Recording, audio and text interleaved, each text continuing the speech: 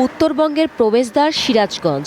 যমুনা সেতু পশ্চিম মহাসড়ক দিয়েই ঢাকার সঙ্গে যুক্ত উত্তর ও দক্ষিণ অঞ্চলের ২২ জেলা। ঈদ এলেই এই পথে বাড়ে যানবাহনের চাপ, আর সেই চাপ সামাল দিতেই এবার বাড়তি প্রস্তুতি নিয়েছে সংশ্লিষ্ট কর্তৃপক্ষ।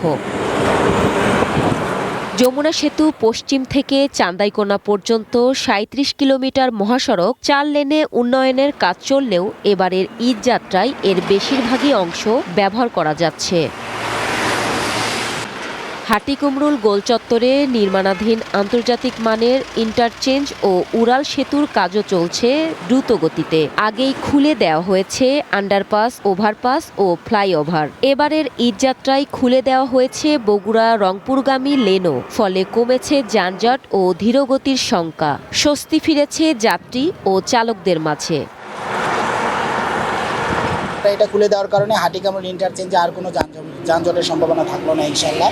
এছাড়াও আমাদের ইতিপূর্বেই 6টি সার্ভিস সড়কের কাজও সম্পন্ন হয়েছে এবং এগুলো আমাদের উন্মুক্ত আছে যান চলাচলের জন্য। যাত্রীরা বলছেন, সড়কের বর্তমান পরিস্থিতি আগের চেয়ে অনেক ভালো।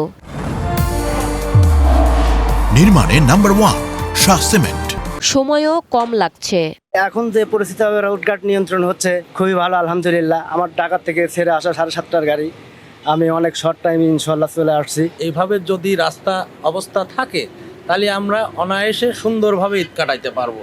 গণপরিবহন চালকরাও সন্তোষ প্রকাশ করেছেন। তাদের আশা, শৃঙ্খলা বজায় থাকলে এবার ঈদ যাত্রা হবে নির্বিঘ্ন।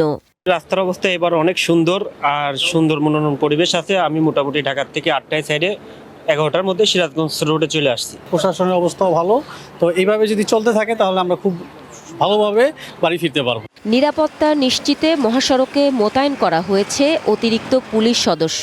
জেলা পুলিশের 707 জন এবং হাইওয়ে পুলিশের 150 জন সদস্য কাজ করছেন মহাসড়কে।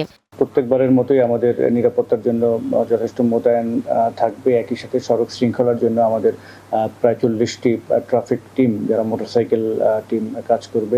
সবার প্রত্যাশা, স্বস্তির এই যাত্রা নির্বিঘ্নভাবেই পৌঁছে দেবে মানুষকে প্রিয়জনের কাছে, আর ঈদের আনন্দ শেষে নিরাপদে ফিরতে পারবেন কর্মস্থলেও।